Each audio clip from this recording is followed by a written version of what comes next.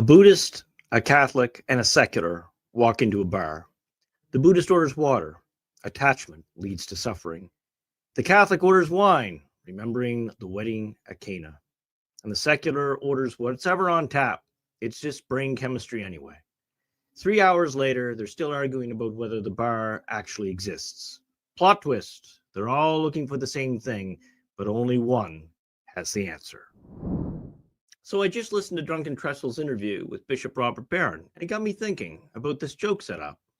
A Buddhist, a Catholic, and a secular walk into a bar. Except here's the thing, it's not really a joke anymore, is it? It's more like the state of Western civilization in 2025. I've had people from so many different spiritual traditions on this podcast.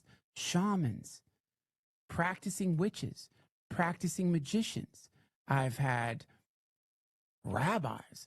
I've had Satanists. I've had people who practice bhakti yoga, people who worship Shiva. I've had so many different spiritual worldviews on this podcast, but you know what I haven't had a lot of? Catholics. In fact, I've had zero in the years that I've done podcasting. Duncan represents the fascinating modern archetype, the spiritual seeker who sampled from every tradition, found genuine insights in Buddhism, married into Catholicism, yet still feels torn between the incompatible worldviews. Bishop Barron represents what I'd call Vatican II Catholicism, intellectually sophisticated, dialogically engaged, eager to find common ground with other traditions and modern sensibilities. One of the things I really respect about you is you seem fearless when it comes to heading into the dark bowers of the internet and bringing your faith to audiences that wholeheartedly reject Christianity. And then there's the secular person at the bar, probably scrolling through their phone, vaguely suspicious that these two are discussing something simultaneously ancient and irrelevant. But here's what struck me about that conversation. Bishop Barron is doing admirable work. Don't get me wrong. His word on fire ministry reaches people who might never darken a church door otherwise. He's articulating Christian theology with genuine intellectual rigor. When Duncan asks about the problem of evil, which Barron rightly identifies as the strongest objection to Christianity, he doesn't dodge it. The most powerful being, the problem of evil. That's always the biggest challenge to religion. If God exists and God's all powerful and all good, why is there so much evil? That's honest engagement. That's what 21st century evangelization looks like when done well. But here's my question, and this is where I'm going to push back gently on the good bishop's approach. Are we being too accommodating?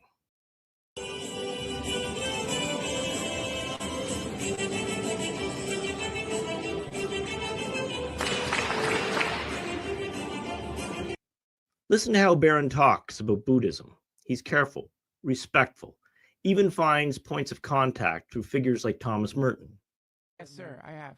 Because I read Merton as a young man, and Merton, uber Catholic, he's a Trappist monk, but then spent a lot of his life studying Buddhism, and especially, Suzuki and Zen Buddhism. Yes. And found all kinds of points of contact. Now, Merton himself knew full well, it doesn't mean, they're just the same, and, they're just climbing the sacred mountain by different routes. He would never have said that. But he did find, important points of contact between the two. There's contact, but I think, at least, maybe you could help me with this, where the two, for me, sort of slam into each other in a non-harmonic way. But notice what's happening here. Christianity is being presented as one voice in an interfaith dialogue, one path up the sacred mountain. Now, I'm not advocating for rudeness or triumphalism, but consider this. The Christianity that conquered the ancient world, that built Western civilization, that produced the saints and martyrs and cathedrals, that Christianity didn't present itself as one valid option among many. It presented itself as the truth about reality. Here's the traditional position, and I realize this makes people uncomfortable. Truth is one, the real, the true, and the good. What the ancients called the transcendentals. These aren't multiple choice questions. They have objective content. Duncan feels torn between Buddhism and Christianity because they really are incompatible at fundamental levels.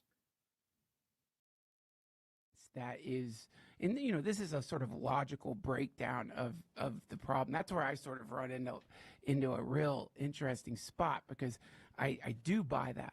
But then also, I like to think I've experienced Jesus Christ, and it just seems to fly in the face of that. Or it's sort of like a whatever, it doesn't matter, or sort of, that experience, it doesn't matter anymore. That sort of thinking, or that part of my mind, it sort of goes out the window in the presence of that, whatever that is. And then that's where I just like talk about the being divided inside. Woo! That's a real fun place to be, where you have to try to like just deal with two seemingly separate experiences, and you love both of them. Buddhism's contingency without ground directly contradicts Christianity's claim about God as a necessary being who grounds all contingent reality. You can't have it both ways. Think about the conversion stories. St. Augustine wrestling with Manichaeism and Neoplatonism before finding their fulfillment in Christianity. Aquinas engaging with Aristotle, not to compromise Christian doctrine, but to show how the best pagan philosophy points towards Christian revelation. Now, Bishop Barron would probably agree with much of this. I think it's safe to say that we have our share of disagreements, but he's no relativist. And here's my concern. The very style of contemporary Catholic apologetics, this careful, diplomatic, always qualifying approach, might be obscuring the scandal of Christian particularity that Duncan actually glimpsed during his experience at Mass. Catholicism, anytime I go to the Mass, and I do not mean this in an accusatory way, I mean, I feel legitimately depraved. Like, I feel challenged. That's not a bug in the system, but a feature. That's what encounter with the holy does. It reveals our poverty, our need, our distance from the divine life.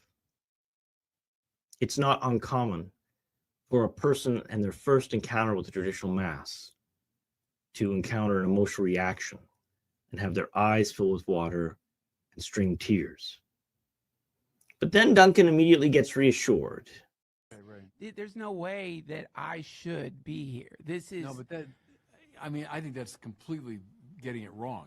I mean, the Mass is designed to draw sinners into the font of grace. I mean, all true, but maybe we've lost something of the terror of the sacred, the overwhelmingness of the divine presence that makes us cry out with Isaiah, "Woe is me, for I am a man of unclean lips." The traditional Mass, the one that shaped the saints, didn't hide this tension. It gloried in it. The priest faced east with the people, together approaching the Mysterium Tremendum. Duncan intuited the strangeness. He recognized that the global persecution of Christians doesn't make sense from a purely sociological perspective. This is to me like, forget the proof of God. This is a proof of Satan. Like, why would there be a spiritual immune response to something that is so implicitly sweet, something that's so implicitly hopeful? That's a more traditional Christian analysis than anything Bishop Barron offered in response. I agree with you. That's a very fair point. And I wasn't willing to go there right away, but as long as you've opened that door, that's exactly right. Here's what I think is happening in our secular age. People are spiritually starving. They know materialism is empty. They sense there's more to reality than what can be measured and quantified. Traditional Christianity said, the world has fallen. Your natural desires are disordered. You need supernatural grace to achieve your true end. That grace comes through specific means, the sacraments, administered by a specific institution, the church, founded by a specific person, our Lord Jesus, who is both fully human and fully divine. Take it or leave it. That is what is. The traditional Catholic response to both would be, you're seeking the right things, but in insufficient ways. The Buddhist quest for liberation. Christianity offers true liberation through union with God. The secular concern for human dignity. Christianity grounds that dignity in the Imago Dei. But here's the key. This isn't religious imperialism. It's confidence in truth. If Christianity is true, if the eternal Logos really did become flesh, if Christ really did rise from the dead, if the church really is his mystical body, then it makes sense that all the authentic human seeking would ultimately point towards this reality. Yeah, I say your instinct is really good. See, on that point, that if we're just trading in, a casual symbol, like this bread is symbolic of what Jesus did long ago, well, all right. But the Catholic theology is far more dramatic than that and stranger. Oh, strange is the word. It's grounded it's in John chapter 6. When Jesus said, I'm going to give you my flesh to eat. And the people say, what is this guy talking about? His flesh to eat? Is he crazy? Yeah. And so he's given every opportunity to say, oh, no, listen, I'm talking metaphorically here. But he doesn't. He said, unless you gnaw on my body. And that's the Greek term there. It doesn't mean eat. It means, unless you gnaw on my body and drink my blood, you have no life in you. Wow. And so then everyone left. So I find that very interesting in John chapter 6. Everyone left. Like, if he's just trading in metaphors and symbols, well, heck, why would they all have left? Duncan's experience proves this point. He's not drawn to Christianity because it's similar to Buddhism. He's drawn to it because it's different, because it offers something Buddhism can't, a personal God who becomes incarnate and suffers for our salvation. To me, when people are conceptualizing Christianity minus any attempt to go to a mass, go see what it's like, they're missing that element to it. And to me, that's the hook in my mouth. That gets you. And I don't think people understand what you're looking at here is though not some domesticated,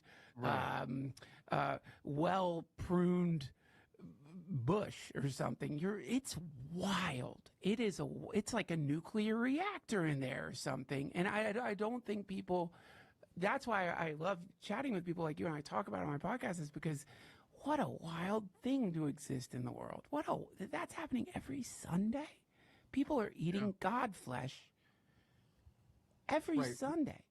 And thereby becoming immortalized. And so the real, true, and the good aren't abstractions. They're personal. They have a name.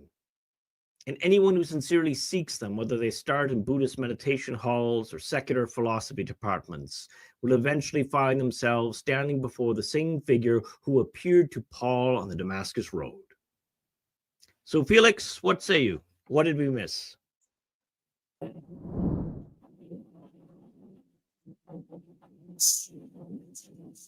Well, Felix? I think you kind of got the same vibe I got from the video. Now I watched this right away. I was a fan of Duncan Trussell, especially before I was back at the church. I thought he was. I used to watch him on Rogan a lot. Kind of funny. Seems like a really nice guy. That you could sit down and have a conversation with. I guess like Bishop Barron did. There were some questionable moments of statements that Bishop Barron made, but I'm willing to give it a chance because overall, I thought it was a good conversation. And I think he planted the seed. I think that's what the big takeaway. I think he really did plant the seed into Duncan. So we just got to pray for him that he gets the rest of the way. He's got a Catholic wife, now he's got a bishop telling him the other way. If he doesn't choose, there's no excuse at this point. Yeah, I think you make a good point in the sense that so you have some people who would be very angry that Bishop Barron wasn't a little bit more harsh doctrinally and all this kind of stuff. But I think you're right, Felix. I think what he's trying to do is build bridges, plant seeds. Bishop Barron and I would disagree on a number of things. But by the same token, I don't doubt his sincerity in trying to bring Christ-like to a non-Christian. And as you say, married into Catholicism, it's probably a good idea to learn a little bit about it. And of course, more than likely, his wife is Novus Ordo Catholic, and so Bishop Barron is probably the best of the lot in terms of explaining Novus Ordo Catholicism. Least worst, right? No, that's a Bishop Barron. I mean, I know I'm going to get growly. See, my YouTube audience is far more friendly than my X/Twitter audience, right? Like the Twitter audience is like, they hurl poo and insult, and then the YouTube audience is generally fairly more kind. But the thing is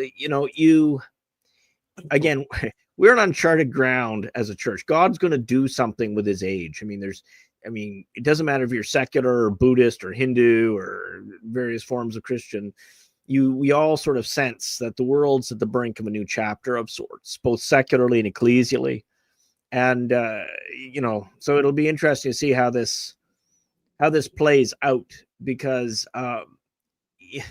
we live in an age where Pope Leo, I was going to call him Francis, but Francis Leo, continuity, welcomes Father James Martin. We're not going to get down that rabbit hole today, but you'll welcome him. But I don't even think he's met with Bishop Barron yet. I'm sure he's met him probably in context of his other roles before he was Leo became when he was cardinal or whatnot. Yeah, I mean, optics shouldn't mean as much as it does, maybe you could argue, but nonetheless, it's very discouraging. If you follow, I always encourage folks to follow Dr. Anthony Stein and his show, Return to Tradition. He does a daily show, and he has pointed out again the optic of how the institutional church, how the synodal church, I guess we'll call it, is engaging with the world. And I would love, in a way, to be in Bishop Barron's living room and ask him what he really thinks. But it's been my experience, and I'm going to get people angry at me for saying this, but it's been my experience that, Novus Ordo priests say one thing in the rectory, living room, and then they have to toe a certain line outside. And that kind of square circle isn't healthy for anybody, but it's just the state of the church right now. We have, the way it's sort of evolved is there's a diversity of belief in every standard Novus Ordo Roman Catholic Church. There is a broad spectrum of what people understand to be the real, true, and good. And whether we like it or not, I mean, take an issue like abortion or contraception, or I shouldn't probably say these words on YouTube. But no, because YouTube, the algorithm doesn't like you when you say certain words, so I shouldn't have used the A word there. But these issues are, they're divisive within the Catholic community. And one of the things I pointed out, evangelization to the Novus Ordo is a very difficult thing, because the problem is, if you've got somebody that's sort of systematic in their thinking, they're going to discover all the contradictions. And the problem is that a lot of postmodern Catholics don't even follow what was in the 1990s catechism, which is just a blink of the eye in church history. We've got 2,000 years of church history. So it raises some interesting points. How do you evangelize to the truth of Christianity when that truth's a moving target? And that's the advantage that the traditionalists of their various forums, have, is that we're a little bit more firm in what we believe to be true. But the problem, of course, is that the traditional movement is relatively small. It's loud, but it's small. And so when most people think Catholic, they think, Duncan, as Duncan's wife does, or Dr. Peterson's wife does. They don't necessarily think in terms of the pre-1960 faith. So if you are a Novus Ordo Catholic and you don't know what I'm going on about, I do recommend you to, maybe pick up something like a Pius X Catechism or a Baltimore Catechism and go through it and see how much of that aligns with what you believe. Because the first step of sort of awakening to the adventure that is 21st century Christianity is to become informed. And then the other thing I would encourage is that there's no reason for us to hate one another for differences of opinion. There really isn't. As I said on Twitter X today, I come at me and oppose my views and present your case with respectfully, and you're going to find nothing but love and respect from me in return. But it's interesting. I very rarely get someone who makes a counter to me through reason. They'll if they don't like what I say, they'll either ignore or block, which is fine. But every once in a while, you get somebody that decides they're going to hurl poo, and they don't hurl poo at the argument. They try to find something deficient in what they see in you. Maybe my camera isn't focused and I didn't do the volume setting right for some of the we can gather a lot of things where, I've let the audience here down and let folks down. But what I'm getting at is that if you encounter somebody when you put forth your view and they can only attack the person, they can only attack the messenger, then that really tells you about the confidence they have in their own position. Because if they were confident in their own position, they'd just be able to refute you. But that's not what happens. I'm trying to think when the last time someone gave me a good reasoned argument. It was a very long time ago. And again, that person was treated with respect and they got to, agree to disagree. The problem is that I'm sorry, but yeah, I was just gonna say real quick. The problem is that after a while, some of those arguments just start ringing hollow.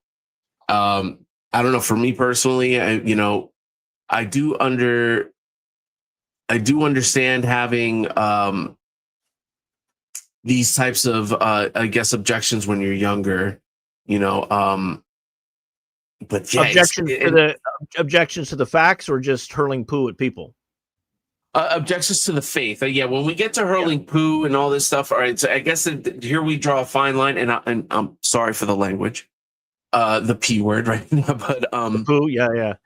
I think I told you guys, didn't I, that I had somebody lecture me and say I was a horrible clergyman because I used the word crap. Ooh, and you're repeating it, Father. Come on. I am, and I'm an ex-sailor, and I got to tell you, it was. They only knew. God's good help. With God's good help, I'm my speech is much cleaner, but I always, I didn't take our Lord's name in vain, but the other language could have been, was a bit colorful, and God, with God's help, I got rid of that. But it's funny, like when you're used to that having something like that in your former chapter of life, and then someone says that the word crap is cussing. I'm sorry. I think I told you there was that scene in the Brady Bunch movie or whatever where the guy says, "I'm going to kick your butt." And then all the Bradys are like, I'll not have you use that language in front of my son. That always cracked me up. But no, my point is like, okay, so I guess different organs in the body, different strokes for different folks. All right. However you want to say it. Some people deserve a gentle hand when conversation. I think there is and maybe I'm wrong for thinking this. I think there is a time to hurl the poo, if I could be so bold. Because there is. I mean, I definitely go after bullies. Exactly. If I see somebody bullying another online or something like that, I'll definitely go after the bully, and I definitely don't back down from, obvious. Yeah, we can't. There's a difference between. I love Jordan Peterson. Dr. Peterson has this distinction, between a lie and an anti-truth. And I've mentioned it before on this broadcast. A lie is like, it's raining outside, and I think it's funny if Felix gets wet. And he says, "Hey, Father, is it raining outside?" "Oh no, Felix, it's sunny." And Felix goes out and gets wet. I mean, that's a lie, right? Yeah. But an anti-truth is a lie so bad it destroys everything around it. So an anti-truth would be, your mother had an affair with Pierre Trudeau or something stupid, right? I mean, it's something big. It's something big and scandalous, and it's a, and unfortunately, there's a lot of anti-truth out there. There's people that they're not interested in the truth. So I think, Felix, it sounds like you agree with me that Bishop Barron, for the context, did a pretty good job with Duncan. I think so.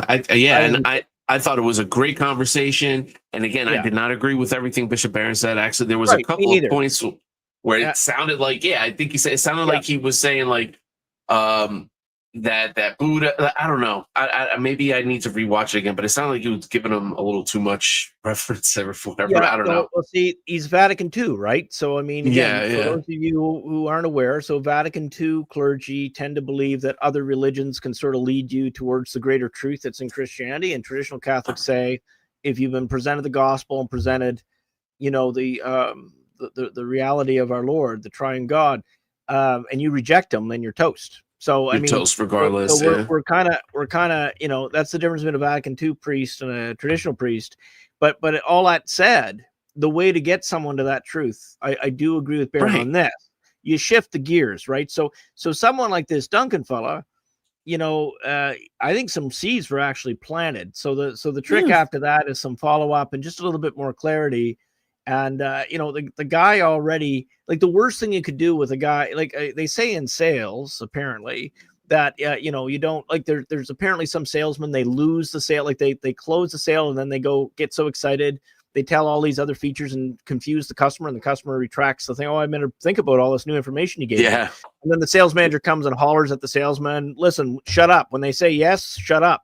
You know, and so there's a certain thing that if you overload someone before they're ready, then you're going to shut them down. They're going to go the opposite direction.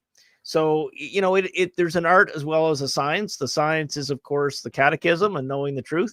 And the art is the human persuasion element, where you don't want to be manipulative or dishonest, but you want to speak in such a way that the person is able to absorb the argument. And everybody's different. Your mother-in-law is going to be different from Duncan, who's going to be different from Felix, a difference from me. And all of us are generally convincible on certain things, but how you, well, I mean, even use it Felix and I, like, chances are, if you wanted to sell Felix and I each had enough money for a brand new car, and you're a car salesman, and I don't know this for a fact, but my suspicion is what would work as a sales technique on Felix might be different than me. And that has nothing to do with good or bad or whatever. It's just that, you know, in some elements we're different personalities and different things. We have different things motivate us differently, right? For some people, I don't know if this has ever happened to anybody, but I remember I've ordered like 2 new cars in my life, and everything else I've always used, but I had 2 new cars in my life, and in both cases the color was different than what I ordered. And I mean, I don't care, but I was thinking, you know, when you consider the big expense, well, I mean, if it was hot pink and I ordered black, I might be a little irritated, but no, but I mean, the thing is, if it's dark green instead of navy blue, I don't care. I like dark green, right? So I didn't care. I'll get over it, right? It wasn't hot pink. What I'm getting at is, isn't that ridiculous, though, that would happen twice in my life? It's kind of like, I don't know if you're watching this, Charlie. There's a guy named Charlie. He comes to our parish, and as well as visits a couple others. And but he told me that he only went to 2 Novus Ordo masses his entire life, and both were clown masses. And I'm laughing because I've only seen them on TV. Like, I've never been to one, you know. And so all those years in the Novus Ordo, I never actually saw one. And then there's this poor fellow brought up in tradition, and the two times he tries to go to a Novus Ordo mass because he was traveling or whatever, he ends up with a clown mass. So I think that's a mini miracle, if I'm being honest. All jokes aside, the closest I ever had to that, Felix, was my first year of seminary. You know, my first Christmas break, and I was so excited because the spring before I went to an ordination of a friend, and anyway, so it was you know, we were all happy that he got ordained and all this, and I was looking forward to seeing him again on my seminary break. And I go home, and sure enough, my friend was actually assigned to the parish where I was baptized, my hometown. And so I go, and in the middle of the Christmas mass, it was midnight mass, he says right after the gospel, you know, I'm not going to preach today because, you know, you guys don't need that on Christmas, so we're going to sing Rudolph the Red-Nosed Reindeer. I mean, you can't make this stuff up. And my heart was broken because I looked up to this guy. You know, I mean, he was my upperclassman or whatever, guy just through, young priest. And I mean, that kind of stuff, like, some people would find that fun. I find that horrific and disrespectful on the Feast of Nativity. So if that makes me a stick in the mud, there I go. So what I'm getting at is there's a little, you know, there's a spectrum of what we can all accommodate, and how we can shift gears, and, you know, maybe differences of opinion of how we would evangelize this. And so for those of you who would evangelize Duncan differently than Bishop Barron or me or Felix, you know, put it in the comments what you would have done to a Buddhist who's married to a Catholic. How would you convince him that the Catholic faith was the true faith? And so put that in the comments, and I'd love to hear it. So I'm curious to see if anybody else saw the podcast in general, what we're talking about, the Duncan Trussell and Bishop Barron podcast in its entirety. Actually, I should actually put the link in that too, because, you know, you guys should watch it, and I want to thank the Duncan Pro. I didn't ask them. I didn't reach out and ask them. I mean, I'm so small. I mean, why would they care? But, typically it'd be, we use some of their footage. So it'd be nice to visit their actual site. Right. Yeah, no, but, for sure. Yeah, and I'll try to get better at that. I'm still new to this YouTube thing. I know Felix and I have been doing this for a while, but it's like once a week we do it. So I'm still. Hey. He's more experienced than I am at it, but we're both works in progress, and me more than him. Saint Anthony. First of all, I love your name. I have a great love of Saint Anthony, and I'll let Felix read the comments as is our custom. Oh, that's right. So Saint Anthony, Padua, Rad Trad says, just use crap instead of poo, Your Excellency. Yeah, you're probably right. Now, see, I'll have to do a little extra penance for using poo. Oh man, I know, and I still just use. But I mean, it's so wild what people get upset about, right? I grew up in a culture that like low level foul language. When I mean like the S word or something like that, that was normal. Like that was normal. Kids, grandmothers, whatever. Oh, there's dog, whatever on my shoe. No one thought it was that bad. And then when I went to seminary, I went to a seminary that had a different culture, like a different secular culture, and those words were all vulgar, like for certainly for clergy. Yeah. So it was pretty funny because I was like lectured. That's basically that's a bumpkin word or something like that, So it was anyway, you learn every area. I've lived all over Canada and the US, and it is interesting, the different cultures in the different states and provinces. It gets tricky though, right? Because then we got to find the line, right? Because I am thinking about this. There's a traditional approach, and then I guess this Novus Ordo approach that you're talking about with Bishop Barron. And if I use the example of Jesus in the gospel, right? Like the way he talks to the Pharisees is different the way he talks to the prostitutes, or the way he talks when he's preaching, right? Absolutely. Yeah. So that's just it. Like if I encounter somebody who's just a simple person, right? And they say, oh, Bishop Mikkel, your stuff about tradition scandalizes me. I'm happy at the Novus Ordo and all this kind of stuff. I'm not gonna, beat them over the head with the catechism and stuff like that. It's the thing is, we just got to be truthful. My advice to people is just don't lie to them. And the big thing we got to remember, and it's so easy to do it, like there's a lot of people in tradition. We came to tradition through our intellect. All right. Sometimes I mentioned it in the first segment there that the traditional mass can emotionally hit someone too. They're tears streaming from their eyes, and they're like, "This is the most beautiful thing." And they convert to traditional Catholicism, and it's beautiful, right? So that does happen. But I would say 90% of the folks that I've met that grew up Novus Ordo and then switched to tradition, 90% of us came over from the intellectual arguments, and so when we switch gears and now we're trying to evangelize again, it's very easy like to take pride in being correct and being intellectually sharp and stomping all over the adversary.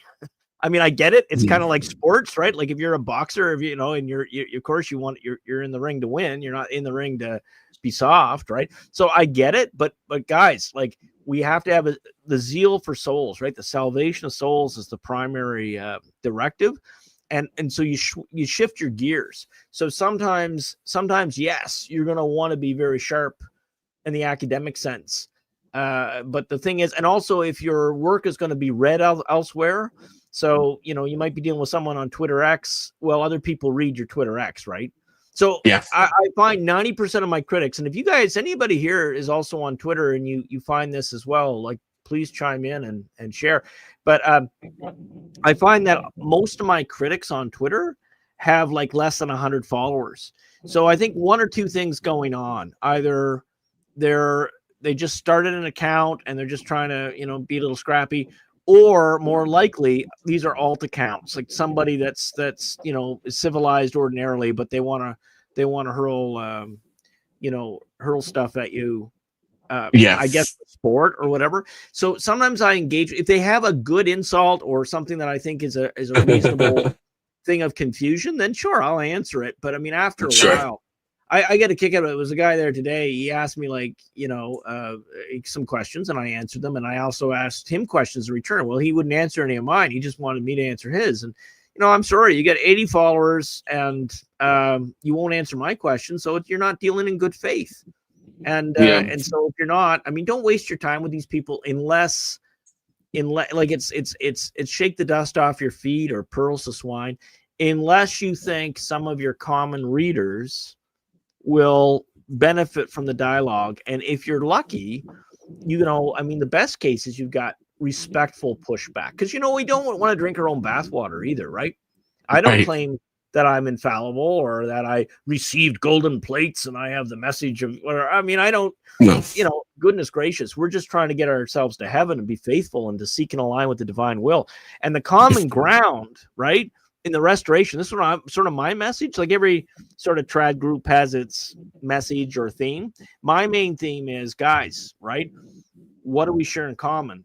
The quest for the real, true, and good, which is found in Christian Catholicism, right?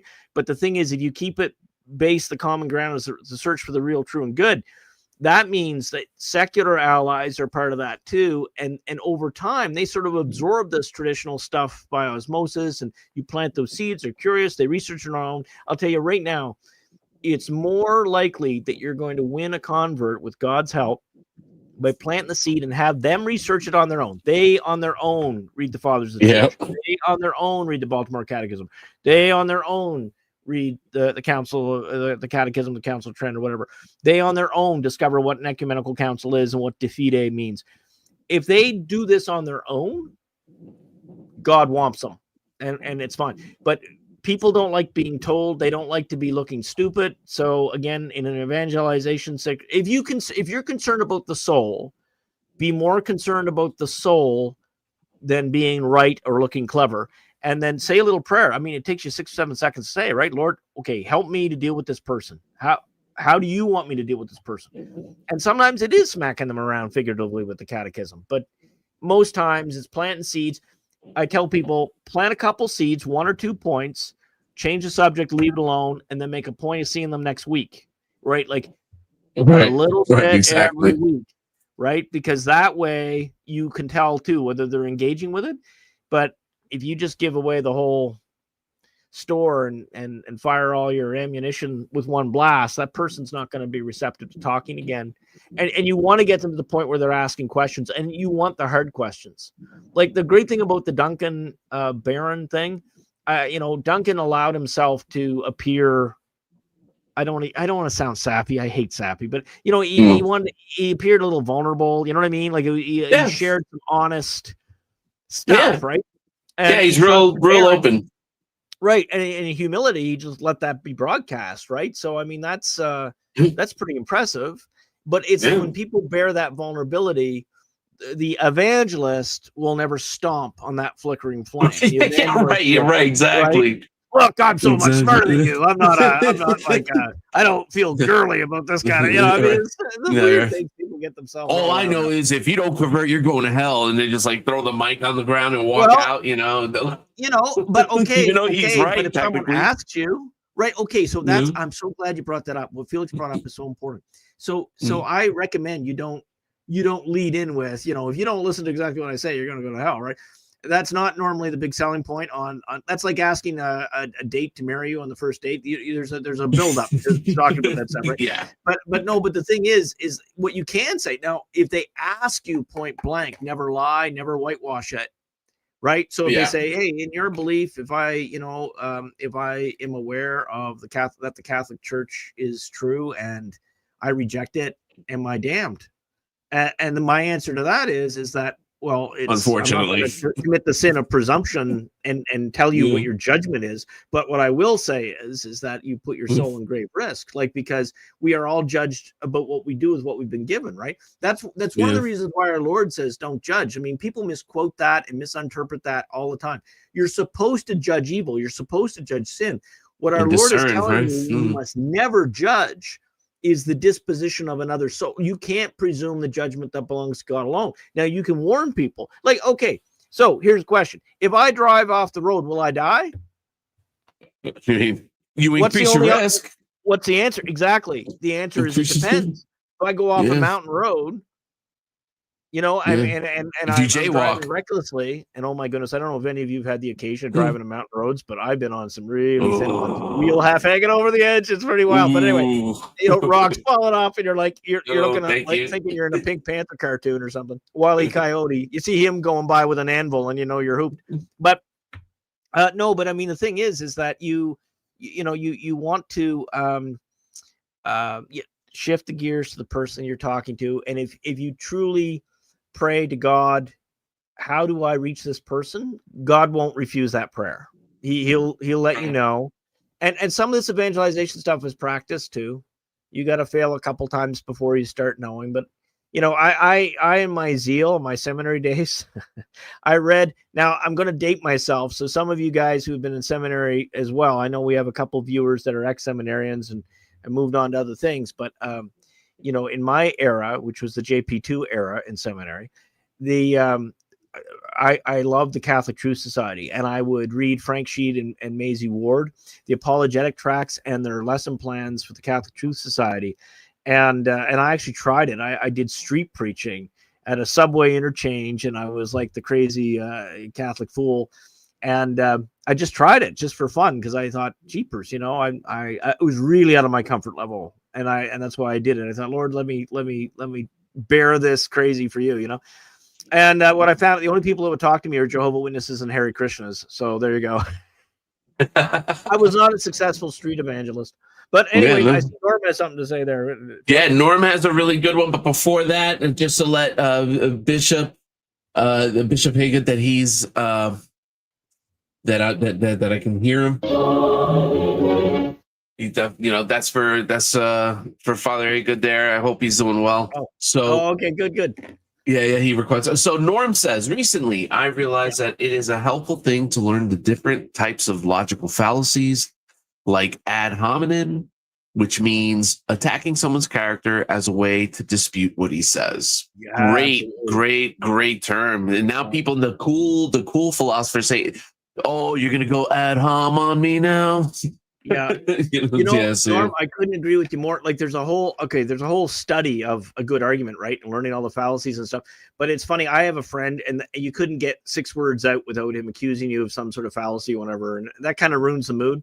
But you're absolutely right. You should know, you should know them. And then again, you know, gently, or some cases, maybe with the ad hominem, not so gently, you know, inform them. And it's good to know, even for yourself, when you construct your own arguments and respond to others, those fallacies are pretty key to know, for sure. And the thing is I just find, like, religion, the subject of religion or faith, it's just such a deep core thing with a lot of people, and they take any kind of threat or anything that makes them feel a little less secure, they take it so personal, and that's why they lash out. But the thing is that, you know, you really can't abide any disrespect like that. Like, especially if it's not just to your person, if it's also to the truth itself. And, you know, my thing to people, I don't mind when people disagree with me. What I get angry at is if they accuse me of being dishonest in some way, because, you know, hey, just agree to disagree, or just say, Mikkel, you're erroneous here, A, B, C. Fine, you know, and then it's up to me to either decide whether it's worthwhile to address that argument or not. One of the things that angers folks is that my definition of Catholicism, right? So my definition of Catholicism is the 20 doctrinal councils in its De Fide Forum and the traditional moral praxis. So, and rejecting all innovation contrary. Well, you know, that shrinks down when you look at the total sample size of the baptized, and then you say, well, how many believe in the 20 doctrinal councils excluding all innovation? It's a small group. It's probably a couple million over all the billions of Catholics. It's a very small group. And unfortunately, people get triggered with that. And because most people define Catholic as in communion with Francis Leo. And if that's the case, then if someone said to me, hey, Mikkel, I define Catholic as being in communion with Francis Leo. Are you in communion with Francis Leo? I would say, well, okay, by your definition, I'm not Catholic. See, I don't misrepresent my position, but what I'm trying to do is just trying to get people to think about this for a minute. If your favorite teacher, imagine you had a teacher And I hope all of you have at least one teacher in your life that you loved. I know I had more than one, but there was one in particular. I just loved him like an uncle or another dad. He was just wonderful. God love him. He got early Alzheimer's in his 40s, and he didn't know who his own kids were. It was a very sad story. Teacher.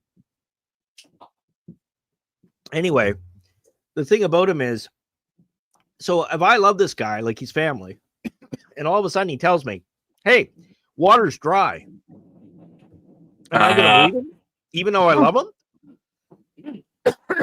No, you don't enable them. You don't believe it. You don't. Yeah. That's something. Oh, did the beer go down the wrong pipe? No.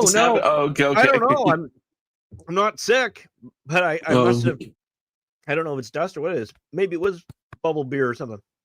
But anyway, yeah, my favorite teacher, whom I love dearly, told me, well, water's dry, and unless you say it is, I don't like you anymore. And that's essentially what's happening with modern Christianity. Mm. So do you know the Soviets, when they would brainwash somebody, they'd put you in a room and they'd hook you up to some electricity, and they'd say, "What is this?" And you'd say pen or marker or whatever, right? And then you get buzzed, and it'd be like, "Nope, it's a banana." And every time, "What is this? What is this?" Okay. And until you said it was a banana, you got shocked. And eventually, everybody cracks eventually. You start saying it's a banana. Now, what's the purpose of this? You may wonder. Why would they torture somebody like that?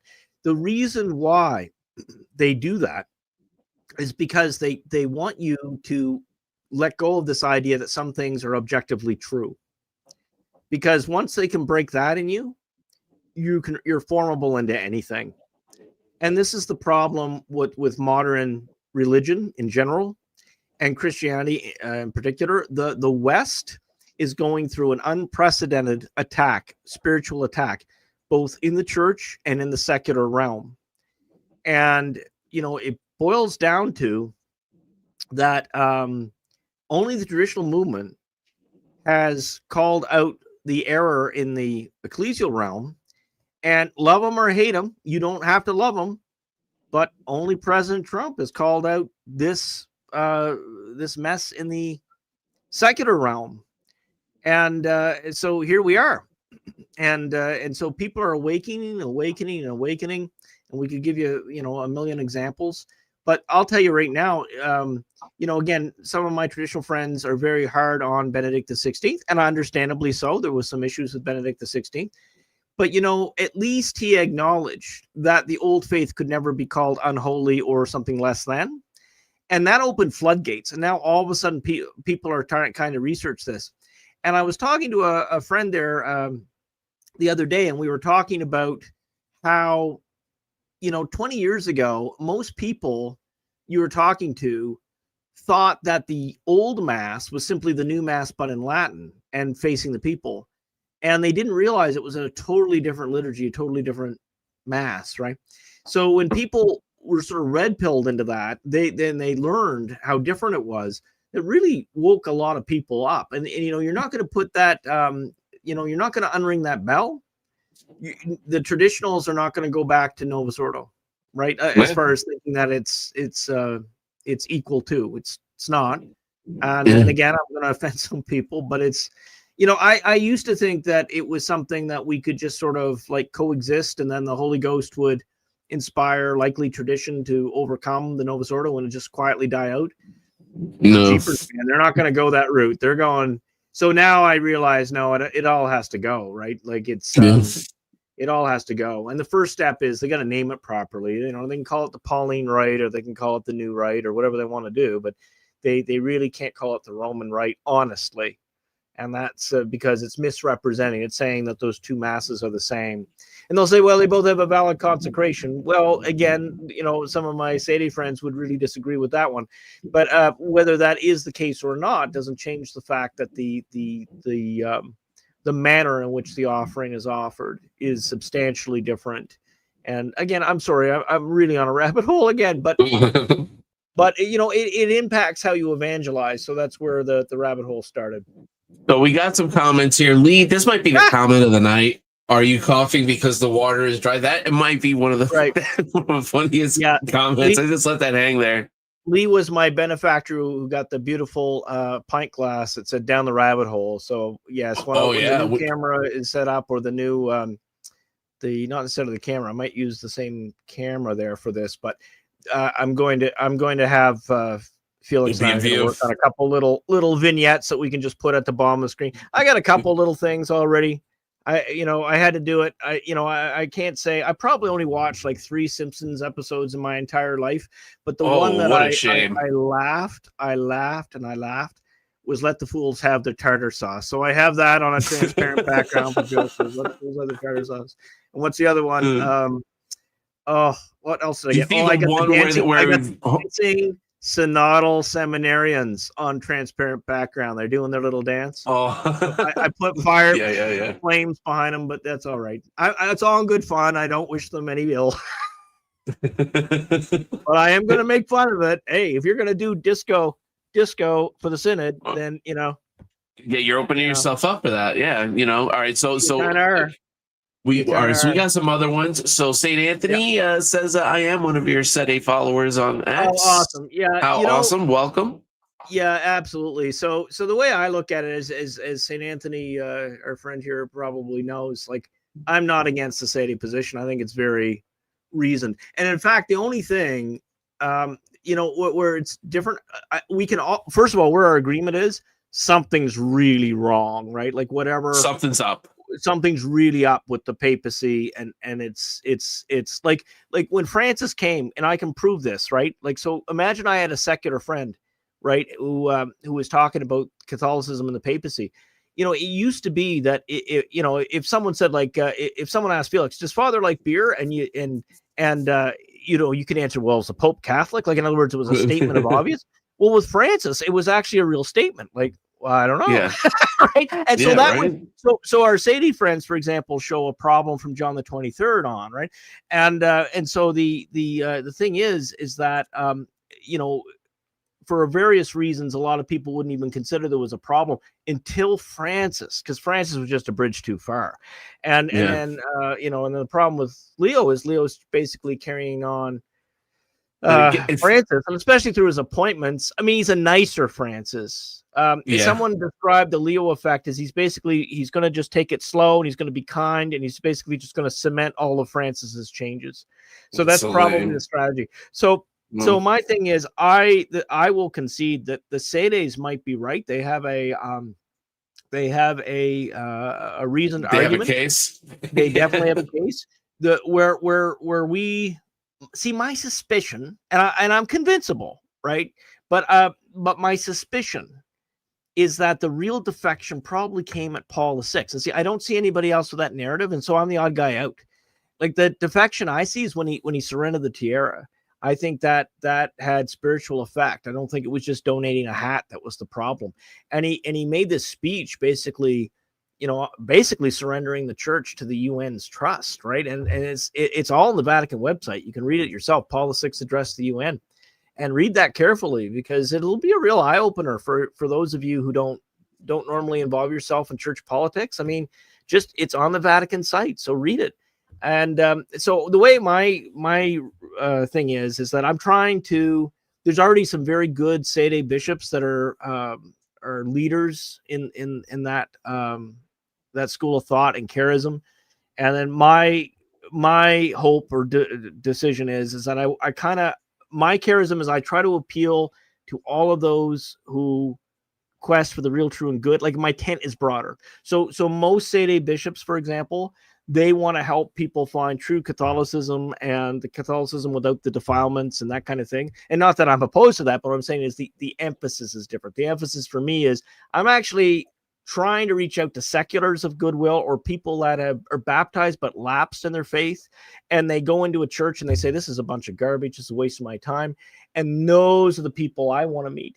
And so those kind of people would probably be a little intimidated by most Sede parishes, because they're pretty hardcore, right? Or whatever word you want. They're serious Catholics. And I can just hear it now. Bishop Eagle said he's not a serious Catholic. Oh, here we go. But you know what I mean? There's different levels. Right. There's different organs in the body. And so ideally, if I'm doing my job correctly, my Sede friends say, Meekel's Catholic. I'm not sure I like all his opinions on evangelization, but I know his heart's in the right place. And I know that that when God reveals what he wants to do with the papacy and the restoration or wrap it all up, he's going to be on our side. Yeah, absolutely. I'm going to be. I'll tell you right now. Yeah, I'm not. The thing about I love about Sedes is they know the teaching of the church. They also reject all the square circles, and like I do. So we have common ground there. And again, my only thing is that I'm trying to. My evangelical direction is just slightly different. I have absolutely zero problem sending folks to a Sedes church that matches, their charism and geography and that kind of thing. Absolutely no problem at all. And at least one of my clergy is, he's definitely in the Sede position, and that's fine too. We just ask him because our sort of official position is it's above our pay grade to determine. And yes, I've heard all the arguments. I'm just saying that's how we particularly have decided to handle it. And I really hope Anthony Stein did this great video. And of course, I'm always kicking myself. I never clip the ones I end up referring to. And then I have my Evernote full of crap that I never quote again. Right. So, but anyway, Anthony Stein did this show on, there was a Catholic prophecy that came out around the 1800s. I remember he said it was an Italian laywoman, and she basically had this vision that said that Peter and Paul himself was going to have to restore the hierarchy and the papacy. So I don't know if that's true or not. I don't chase every prophecy, folks, but I will say I listen to them all with interest. And the way I look at it is, as we see how things unfold, we're going to know which ones are true. Like, for example, and you guys can fact check me if you know more about Our Lady of La Salette than me, which is quite possible. I'm not an expert in Our Lady of La Salette, but my understanding is that she predicted concurrent civil wars in the UK, France, and Italy. And I first heard this in the 1990s, and I thought, that's just silly. Why would Our Lady say such a thing? What's going to happen? Why would those three countries have civil wars at the same time? Do you realize how silly I sound telling you that? I mean, think about this. The 21st century, we see exactly why that might happen. I mean, Britain in 2 weeks could kick off. I don't know if you guys have been following the British news, but it's pretty wild. So I suggest you watch a little YouTube on England. There's a good podcast called Lotus Eaters. Anything by Father Calvin Robinson. He's a great guy from Britain. He used to be a commentator on GB News. And what else? I watched this fellow. It's called Fast Jet Performances. His channel. He's a former Royal Navy and Royal Air Force pilot, and but lately he's been doing some social commentary. And he's a Roman Catholic, and he's trying to make sense of what's going on. So I encourage you, if you are unaware of what's going on in England, check it out, because the UK patriots could be asking America for help very shortly if it all goes south. Yeah. It's getting crazy, and it's just like who they're locking up and who they're who they're protecting. It's just bizarre. Both the Anglican and Catholic churches, the bishops have been completely silent about the most horrific crimes against little children, and the optic is really bad, right? Like, I mean, you can't run around saying you're a preferential option for the poor and you're for the ordinary person and all this kind of stuff, and then just throw them all under the bus in exchange for the sons of Ishmael, right? So, I'm sorry, okay, here's a controversial take. I'd love to know what St. Anthony thinks about this too, actually. But I am of the opinion, because there's been no de fide pronouncement, but there is a Vatican II pronouncement on it. I don't believe that Islam and Christianity share the same God. And, right. People will show me certain saints who did believe that, but there's also certain saints who didn't believe that. So there's a debate. And my main argument lies, well, God is revealed as Father, and the Muslims reject that revelation. And they also reject the three persons in one Godhead. And so as a result, that, that it's an issue of essence, not accident. So it's not, but there's a debate. There's a legitimate debate, and there's theologians who would argue with me, against me, and there are those who would agree with me. But I'll tell you right now, I just don't know. If you reject our Lord, then again, I don't hate you, but I'm not going to go into the interfaith dinners and say I have more patience for a Buddhist or a Stoic or a Confucian than I do the faiths that know of Jesus and reject him. So, so I have a little more patience for the faiths that do not know Jesus except as a human historical figure. Yeah. No, there's people who grew up Muslim, grew up Hindu, grew up Buddhist, whatever, and just have that. That's what they are, and that's tough nut to crack, but it gets cracked. Hinduism, does anybody online here have any success evangelizing Hinduism? Because Hinduism is a very hard one to evangelize, because of course they believe that sure, Jesus is God, but so is all these they're it's kind of yes, he was here. Jesus it's like came here debating before Jello, he went right? back. It's like debating Jello. So what are you gonna do, right? And it's funny because I'm like, no, because I would come back and say, no, they're not other gods like that. No. Then I take them to Genesis. What is it, Genesis 6? And it was like, these are like the men of renown, in my opinion. Like, these are like the people who ended up being worshipped falsely. You know what I mean? Because they did great things during the Genesis 6 period. Baha'i, there's a couple of them. Baha'is. There's again, they're again. We all worship the same God. I don't know if I'm allowed to say. I don't know if I'm allowed to say the word on YouTube or not, so I'll space it out. The free bricklayers. Bricklayers, like they definitely believe in a great architect that encompasses all deities, and that of course is opposed to traditional Catholics. Wouldn't even. No, pseudo Catholics. It depends on your flavor whether they condemn it or not. But trad Catholics definitely. There's no bricklayers in our group. I mean, you can be a real bricklayer, like you can lay bricks for a living, but you can't be part of the group. And let me tell you this too, because first off, I've said this in other shows before. I'm a big fan of Jay Dyer. You might want to fix your focus, by the way. I feel that he lost the Catholic debate. And I can't remember the guy's name, but it was very recent. And the only reason I think Jay lost was I think he got a little too heated, too emotional. The other guy kept his cool. Right. But he also had good arguments. Turned out he was a bricklayer. He's a bricklayer, but he's arguing for the Catholic faith. So I'm like, you know what I mean? It's like, here we go. And this is the guy who beats Jay Dyer in the debate.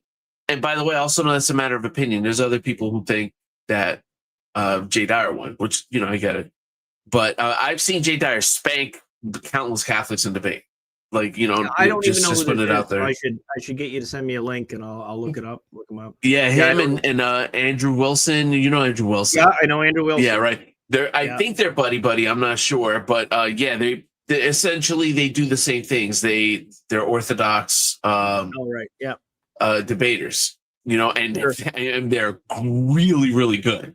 Yeah, I will concede Mr. Wilson is I think he's one of the most gifted I've ever seen.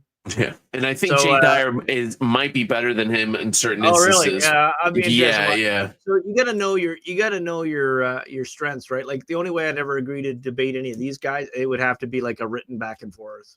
And that make more sense. But no way. There's just no way I would, because here's part of the problem, Felix. So those of you who know me, I have what I call macro expressions. You heard of micro expressions? Police are trained, can pull you over for speeding and they try to read whether you're lying or not from the muscles around your eyes and your mouth and stuff. Well, I have what we call macro expressions. I can't hide anything. World's worst poker player. And unfortunately, you get in debate and stuff. And if someone got you like blindsided, you'd know right away, right? You'd know exactly how to pounce. So, but if the debate's done in writing, I can avoid all that. I can do my macro expression in my room and you can't see me. Yeah, right. Yeah, and I could like huff and puff or whatever and scream and yell whatever, and no one would be the wiser. But absolutely. Yeah, no, and again, like I would even saying this is thinking of debating them. No, I would just want to converse and like actually learn more about Right. because there's definitely common ground, especially when it's come to Orthodoxy and Catholicism, But when it comes to the nitty gritty and when you're arguing the theology and or the history of the church and all that Right. stuff, that's I can't go can't even come close to that. They're both like pretty highly educated on that. But the reason I'm saying it is that ironic that finally I feel like this Catholic guy or this guy that was arguing for the Catholics ended up winning the debate, in my opinion, and again barely, but he ended up being a bricklayer. Oh, So right. it's like Well, I tell you, if you take the whole Brickman stuff seriously, you get pretty academic. Actually, you can. There's lots of things we can disagree with them on, but you can't call them stupid. There's a whole jeepers. You can get right into the whole academic world of their philosophy if you're so inclined. More than a lifetime's worth of work. Well, just like the faith, dark. right? Yeah. But it's dark. There's a darkness to it when you get down there. It's very dark. You open up your fridge and you see Zool in there, and you realize, maybe I shouldn't have wore that apron. Exactly.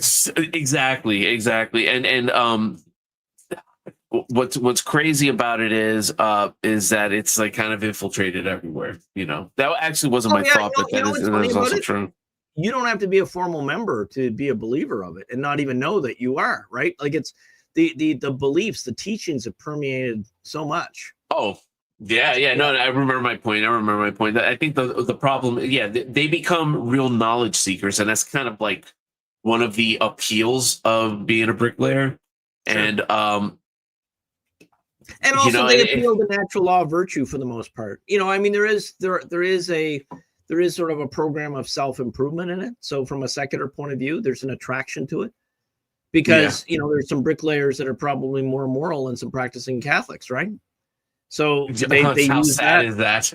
Well, I know, yeah. But we got to be honest with this stuff so we can evangelize around it. Yeah, no, 100%. It's just. Yeah, it's just messed up because at the end of the day, and it's good, like, we got tons of comments, by the way. We will get some guys, I promise. Yeah, carry them through. Yeah. All right. Actually, let's move on here. So one more. I'm going to do one more here for. All right. Okay. And he comments also, I have a PhD in early church history and I don't profess to know it all. And I found that mentioning the fact that I have a PhD makes the situation worse. Yeah. So one of the things I appreciate about Dr. Anthony Stein there, again, at Return to Tradition is, he has a PhD too, but he puts it in its right perspective. And yeah, actually, I'm all but dissertation in one myself, but not in a totally non-related area to church stuff, in industrial organizational psychology. But when I left my employer, there went the funding, and what would I use it for afterwards? But it is interesting. I mean, basically, it proves that you're capable of doing research and hopefully contributing to the corpus of knowledge. So, I mean, I think it's an impressive achievement, but people don't realize as you go up master's and PhD, the more focused you are on one little issue, right? So like there's one academic I follow on academia.edu or whatever it is, and all he writes is about Catholic theology of predestination. He's probably got like 60 papers on it, and but that's his whole life, right? So that one little area of theology, and I guess you better hope that you chose right with your PhD. Now, of course, a lot of PhD students complain that they have to do what their advisor nudges them to do. So that happens too. Yeah, no, bet. All right, so Father Hagen. Oh, go ahead. Yep. No. Okay. All right. So Father Hagen says, I have a parish in Colorado in the mountains, and every time I go to visit, I have to remind myself to not look off the side of the mountain. Yeah. You ever see the movie Bram? Do you ever see Bram Stoker's Dracula? Nope. The newer one with like no. Okay. All right. Now there's a scene where it's Keanu Reeves playing with Jonathan Harker or whatever, and he's going to Castle Dracula. This is the Francis Ford Coppola version, But yeah, he's going down the mountain at like he's flying in a wagon, right? The guy's like in the buggy, and it's he looks over, there is nothing. It's you know what I mean? Like it's just wheel and then cliff. There's no, it's like a smooth line. There was a like it's going to sound a little morbid. It's not as morbid as it sounds, but I've been watching all the accident videos lately. The reason why I'm hopefully getting back flying as a hobby. I have a private license. It's been a while since I've been flying. I figured, well, I'm going to learn from the mistakes of others, because they used to have a saying in the old safety paper. It said, learn from the mistakes of others. You won't live long enough to make them all yourself. So, I was watching all these different things, the air traffic control conversation, where the plane went down and all this kind of stuff. And then the accident investigator. And there's a number of channels that unpack these things, and it's kind of interesting. But somehow the YouTube figured, since I was watching all these flying accidents, it served up on the autoplay a car accident that was weird. And it was one of these mountain things. And this couple that was a traveling YouTube couple themselves or whatever. And they used to do their vlogs or whatever, and they went up a road too fast, up a mountain road, and there wasn't any railings, and they fell off a long way. So I mean, it happens. So mountain roads, man. And once I was on as a seminarian, I was a reservist, and I was on an exercise in this particular camp. The military police would drive the chaplains around to the exercises, and it was wild because everybody was reservists, right? So the two military police were in a relationship, and they had just had a falling out, and they were fighting the whole way up the mountain. And I'm looking off the side, and there's no railing, and there's just like steep cliff, and they were like, they were emotional and angry, and it was just it was an interesting drive, but anyway. I mean, all right. So St. Anthony has a question. Are there any theological or positional differences between your group and the SSPX? Yes, absolutely. So one of the big things with us is, and again, I want to give a disclaimer here. I support every trad group that is working for the restoration. Even if I disagree with them, God will sort out our differences. Like, to me, I think like a lot of the stuff we have to, we're hurting the whole restoration project by fighting amongst one another. Now, I say that with a caveat. Like, if one of the trad groups started saying, "Oh well, Buddha on the altar is not a bad deal," then obviously we got to condemn that, right? But here's the thing. I'd say one of the big differences, St. Anthony, is that you and I would probably have a similar view to invoking the Holy Father's name at Mass, right? So in our particular case, we pray for the Pope and nod, but we don't mention a name because there's a dubium. And then some people say, "Oh, that's a cop out. You're offensive." No, I seriously, I don't know. I don't know what Leo's status was. I don't know what Francis' status is. I can tell you they're not teaching the Catholic faith. So that's where I agree with the Sedes. So we agree that they're not teaching the Catholic faith. And then, there's a spool of arguments, and believe me, I've had them. I've been in them. I'm whatever. We would not. The way I look at it is, okay, here's the absurdity that I see with Pius X. And I'm not crapping on them. I'm just saying we're all on uncharted ground. We all have a weak link. Right. The weak link on the Sede side is, well, how do you know a real pope when we see him? Right. So there's different Sede factions have an answer to that. That's fine. But I'm just saying that all Sedes aren't in agreement on that. The problem with Pius X is they want to be regular. Like, they say that they're regular in full communion. And then half the church says they're not in full communion. The other half says they are in full communion.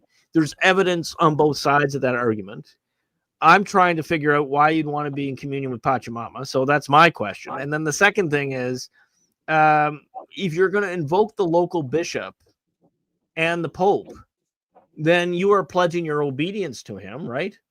And you are saying in union that all these people are Catholic with you, and that you are under their obedience. But in SSPX's case, in many cases, they know they're not going to follow. Like, they know they're going to be disobedient. So to me, there's a square circle there, and I'm not condemning them. I mean, it's one of these things. Like, we all have to decide in this era of uncharted ground, because we lack, right? Like, I'll give you an example. So one of my gentle criticisms of the Sede communities and again, they have criticisms of me too, and that's fine. But what I said to one, I got someone very angry at me, and they misunderstood. I'm not condemning it. I'm just saying I'm using it as an example that all of us have deficiencies from the way the church should be because of the crisis. It's the crisis that's the problem. It's not like our groups are bad. So, for example, I know of some Sadie chapels that the benefactors are ruling the roost, not the clergy. And so the problem is that the clergy have to be in charge of the church. The benefactors can support it, and by all means, the benefactors are probably prudent to make sure they don't get a heretic in the church they built, but they can't run the church. They can't tell the priest or the bishop what to preach.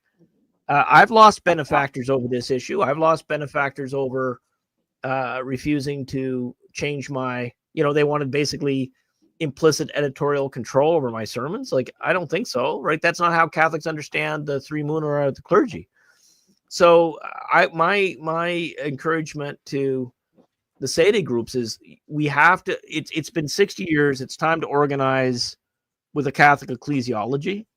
We shouldn't be a case where the benefactors are interviewing priests and they're hiring and firing priests like we're a bunch of Baptist ministers. That's just not right. So every priest should be under obedience to a bishop, a Sede bishop. And if they're Sedes, they should be under a Sede bishop. Now, I have a case, a friend of mine, he was a Novus Ordo priest. He became Sede with one of the more hardcore Sede bishops. And the Sede bishop, will remain nameless, was making fun of this guy on Twitter himself. Oh, look, calling Mr. with the quotation marks and all this. It's like, this guy's come to you like a son to a father. Like, don't humiliate him, right? I understand you're trying to teach, but these are style issues. These aren't theological issues. Like, again, we can disagree, St. Anthony, if we do. But I'm just saying, like, I don't think that it was well thought out. I don't think it was a very prudent way to handle it pastorally or leadership-wise to the public. And so they humiliated this priest. Then they ordained him. And then when he went to, get an assignment, the bishop says, well, I don't give you an assignment. I just make sure you're a real priest. It's like, okay, see, this is the problem, right? Like, I mean, so, but these things are easy problems. Like, it's not like the Sede bishop didn't have the faith. He had the faith. It's just that, and then if I challenge him, let's say bishop to bishop, he'd probably say, well, what am I supposed to do? I don't want to be schismatic. And the minute I take this guy under obedience without authority, then I'm going to be, that's like, listen, we're far beyond schismatic worrying about it, right? Right now, you look at it, we're in the era of Athanasius and St. Vincent Ferrer. Both of these guys were perceived as schismatic, and they're saints. And they held to the truth. And we know from the earliest form of the early church that the way episcopal governance and the clergy are supposed to work. And so I think that it's time that we organize better, and this goes for me too. We organize better so that we have a clear Catholic ecclesiology, and say that when we have a pope that we understand is unambiguously Catholic, we submit in obedience, and we'll do whatever he wants. I talked to a senior representative who is, I don't know what the Sedes would think of him. I think of, as far as Novus Ordo people, they probably would think he's the best of their lot, as I do. And a senior official from Rome. And I had a talk about our own status and situation. And I told him, I said, when there's an unambiguous Catholic Peter on the throne, we submit in obedience. And even if that is that we go extinct, then that's God's will. That's God's will. And I said, I owe it to my predecessors. I want to make my case to you, to the Pope, right, that would continue as a prelature or something. And my argument would be that we kept the old mass through Vatican II and never left it. And I think that is worth at least a 20-year discernment or a 10-year discernment on whether we're going to continue in the church when it's restored. But Right. But I mean, that's up to the Holy Father. And if he says Meek will retire or teach Sunday school or write books, and then I will, or do YouTube with Felix forever. That's fine. But hey, I'll take it. Yeah, I mean, the thing is, I've never had any burning desire to be in charge of stuff, right? Like for me, it was about, we got to protect the succession. We got to protect the mass. We got to protect valid sacraments. And when I look at the way Christianity is going, like postmodern Christianity, Roman Catholicism included, I see that book, Lord of the World, that three popes now, or three, my Sadie friends would say, well, three usurpers. Okay, well, whatever. Three people that claim to be popes, right? So who is it? Francis, Leo, and Benedict all recommended this book, Lord of the World, by Hugh Benson, Monsignor Hugh Benson. And it was written in 1907. And my goodness, you read that, and then all of what I do and the Sades do, and even the SSPX, it starts to make sense, right? Like, you can see why maybe we've all taken a different decision on how to handle some of these difficulties. But this is what we're up against. We're up against Lord of the World. And even if it doesn't bear full fruit, maybe God will give us an era of grace and restoration before the end. And I hope and pray that's true, but whatever he wants, right? St. Vincent Ferrer was called the angel of the apocalypse as a nickname by the Holy Father of the day, because, and some theologians of the day actually thought he helped delay the day of wrath. Whether that's true or not, we don't know. It was just a theory, right? But here's the thing. Maybe we have maybe how the world responds to God is going to determine when that day of wrath is going to be. We'll see. We know that our Lord is going to come again to judge the living and the dead in the world by fire. It's not going to be Happy Bunny. It's not going to be a land of hugs and family reunions and free lemonade. It's fire from the sky, and it's going to be a terrible day, right? And so, and that's because our loving God, the human species, has spit in his face. What did you think was going to happen? I mean, I look at Canada. Oh, I got somebody so mad at me up there. I got a dear friend of mine. He has a master's in theology. But a layman, and he's a nice guy, great guy.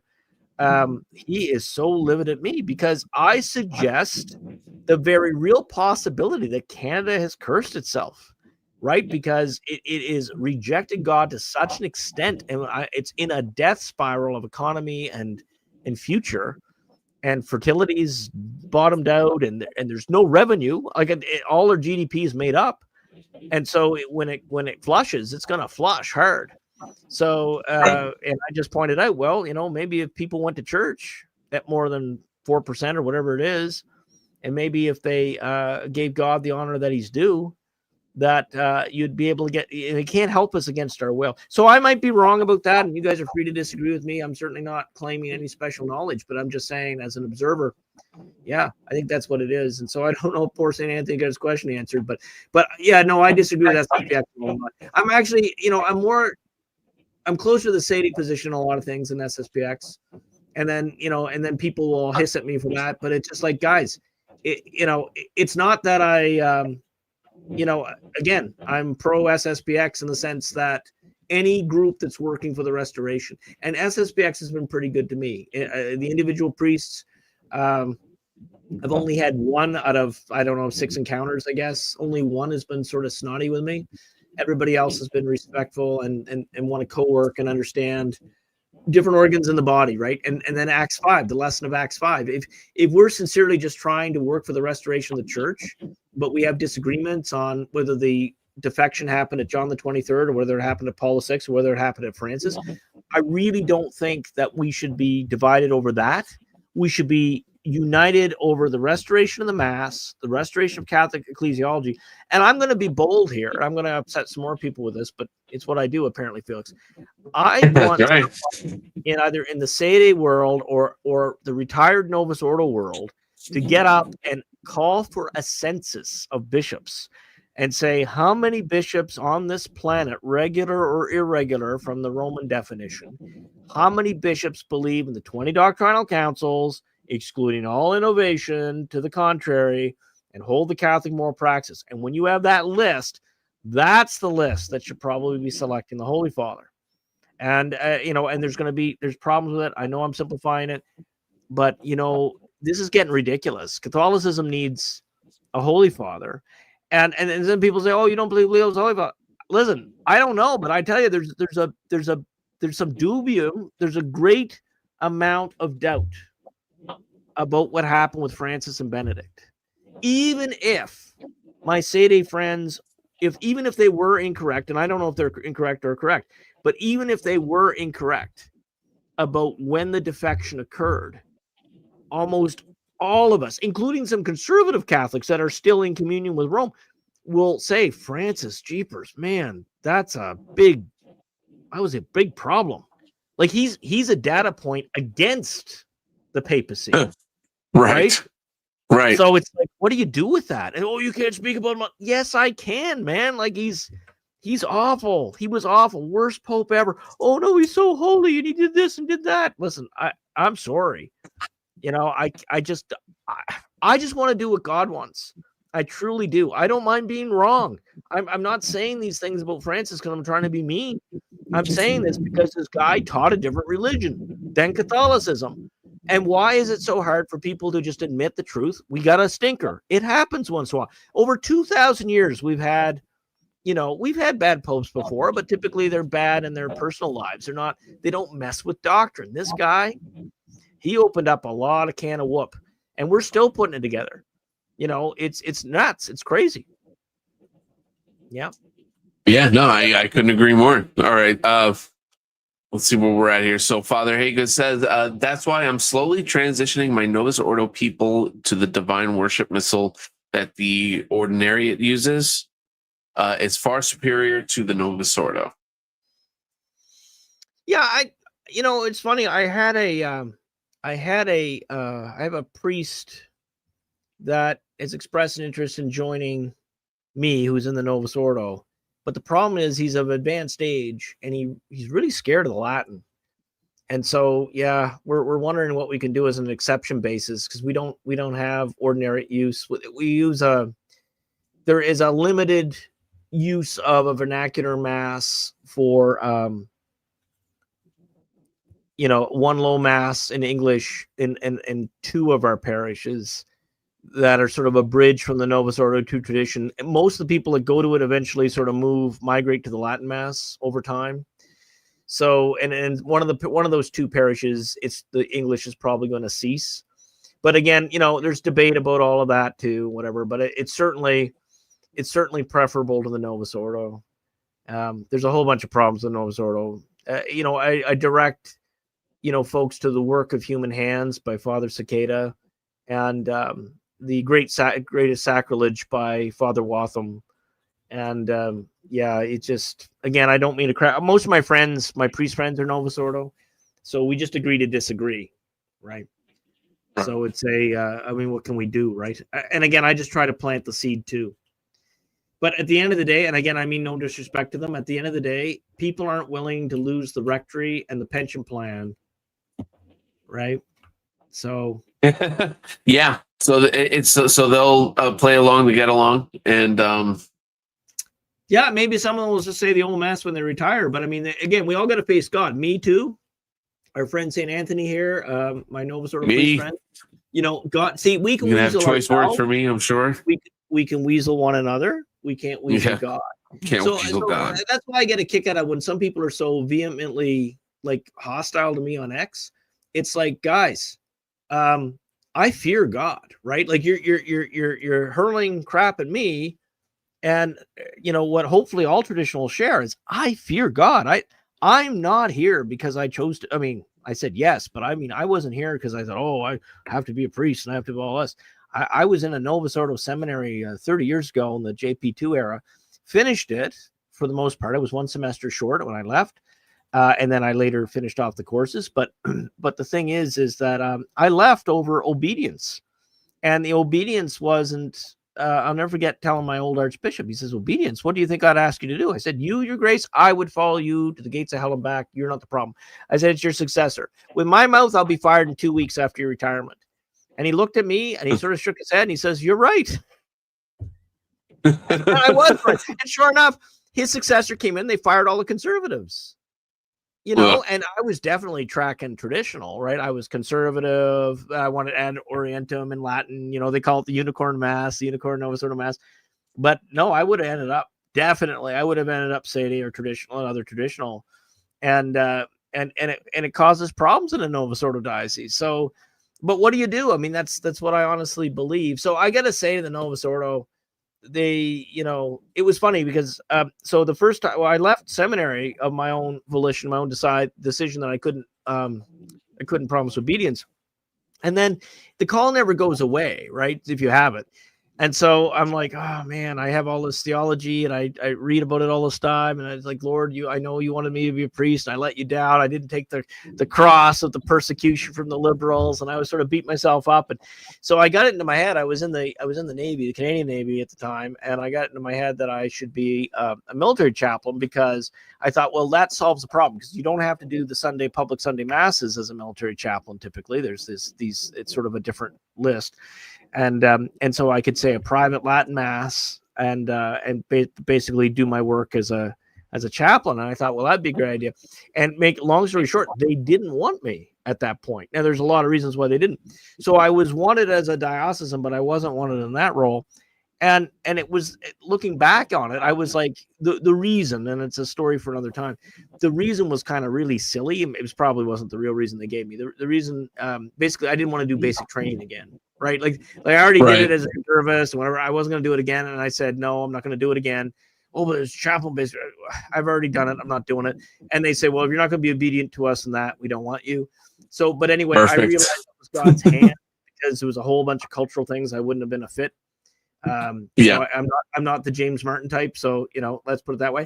So anyway, but looking hindsight, the blue oyster. But anyway, yeah, exactly. But looking back on it, it was it was God's hand, right? And so He led me through a very weird way to where I am now. And God has a sense of humor, right? But all this to say is, I didn't do this. I'm here because I believe that's where God wants me to be, and I fear displeasing Him. I love Him. I want to align everything I do with Him, and I fail short every day. That's why we have an examination of conscience. But yeah, I think some more than others. Any good priest, any good Catholic has a certain amount of fear for God, and that's the beginning of wisdom anyway, according to Scripture. And it's funny, whenever I preach on it, someone always says, I always know, Father, you mean reverence. And I always do the same thing. Felix, I think, turn around for when I do it. I raise my voice intentionally, and I go, I mean fear. You got to have fun with it, right? Yeah, no, totally. If not, what are we doing here? All right, so actually, I want you to read the last one too. I know we'll go a little over time. So, Anthony, okay, that's fine. Yeah, so you know what, I have, Anthony. Yeah, I'll let you read it, and then Felix. Sorry, I'm getting ahead of myself. All right. St. Anthony says, I have heard Bishop Sanborn say that it's possible John 23 was the last pope, or John 23 was the last pope, and that the issue needs to be looked more into. Yeah, that's my position. And I would say, I would say that what we have to do, like, I think this is just useful information for all of us. We should have some sort of census, like, and be really liberal with it, in the sense, I know that's a bad word, but be very, in the sense, open tent with it, to really determine who has valid orders and who holds the faith, regardless of all the different quirks of our groups, and just make that the common ground. And then that common ground should have a conference or something, and we can holler at one another in private or whatever. But we should be united on certain things. And the certain things is the necessity of our Lord Jesus, that there's only one means of salvation, that the necessity that sacraments have to be valid, the necessity that the old mass has to be restored as normative in the West, and that we need a Catholic Peter. And ideally we do it with someone like Leo's support, in the sense of, Pope Leo, with all due respect, this is a crisis. We want you to pray about it. We want you to resign, and we want to have all the bishops, including, if there's any in the current regime that believe as St. Anthony and I do, and Bishop Sanborn, that like basically the restoration is required, then yeah, that group should probably pray about it. I mean, if you might say, well, that'll never happen. Well, you know what? All God has to do is send St. Joseph in a dream to Leo, right? Yeah. And if Leo believed it, and Leo realized, okay, the hierarchy needs a reset, and God told me to do this, and he calls up Bishop Sanborn, and he says, I appoint you as my apostolic legate to do the census. That's all it takes. It's one little visit from St. Joseph. So I don't exclude God's miraculous action here. And then some will say, well, with the triumph of the Immaculate Heart, all this stuff, or illumination of conscience, or all these other things that some people however it works. I view all this with interest, and all I know is it's God's church and he'll fix it. And I really, really, really, it pains my heart when trads crap on one another trads, because you know what? It's okay to disagree. It's okay. Say respectfully, I think you're wrong here. My group does this. That's cool. That's fine. That's good, because then what happens is you get the Father Segadas of the world, who is an amazing scholar, and you get him and the counterparts in the various groups, and they have their bun fights, and we all pray about it. I mean, we either believe in the communion of saints and the Holy Ghost or not, right? So if we're all trying to, I mean, I bet you the apostles were virtually pulling each other's beards over some stuff. I mean, we don't know exactly how it was. I bet you there was some strong personalities in that group, but the thing is, they were united in the faith, and so we have to do that again. The successors of the apostles, despite our differences in personality and intellect and resources and everything, it's time to get over ourselves, over the success of our particular factions, and say, okay, Lord, what do you want? How do you want to restore this? And I would say to some of my trad friends who just hate the Novus Ordo, I don't hate the Novus Ordo at all. Listen, there's some good guys in the Novus Ordo, but it's too painful for them to see it. So our job is to plant the seed so that when they sort of red pill, for lack of a better term, we're there saying, welcome home, not I told you so. This is so key. Like, oh my goodness. See, part of the problem is I mentioned it earlier, people come to tradition often from an intellectual track. And we enjoy the fight. We enjoy being right. We enjoy proving our case. I get it. But when you trad from Novus Ordo, it's traumatic. It's traumatic, right? It's like the Elizabeth Kubler-Ross stages of grief. You go through all these stages, like the bargaining and the denial and the anger from the betrayal, and so the last thing that you need to do with someone that's going through that is I told you so. So what you do is you create an environment where, you know what we've been doing. We have a monthly gathering of any priest who is traditional, and they're welcome. We feed them and we pray Vespers together, and we have a night of fraternity across jurisdiction, and we've had a number of people outside our own group that come, and the reason for doing that is no one's there to prove the other wrong or right or whatever. We're there to pray Vespers, have a scotch together, and have a nice meal. And as rapport builds, the idea is that hopefully we can agree to disagree on the details and acknowledge that the future pope will sort out those details. So that's my idea. I don't know whether it's how many people it's shared by, but really, I think tradition should come together, because we're actually a small group. Like, when you think about it, all the traditionals put together are just a small percentage of the big machine that is Catholicism. And it's just, we're loud, right? Like, everybody, like, we have a disproportionate power for our size or media power, but we're trying to make saints, and we're trying to restore the church, and this is a job beyond our human ability. So it's going to take God's action, and he's going to raise up saints, and they're going to be apparent. And I'm looking forward to a saintly pope or a saintly superior over me at some point. So it'd be great, and then I can be his cause for achieving holiness through all the penance I'll give him for being me, especially my humor. Anyway, do we have any more there, Felix? We're a little over time. Not rolling my eyes at the audience, by the way. My clock's up here, so. Yes. You know what? That cough. Yeah, but actually, I will say this. That was the first time I coughed today. So, but you're right. I'll keep it for 3 weeks.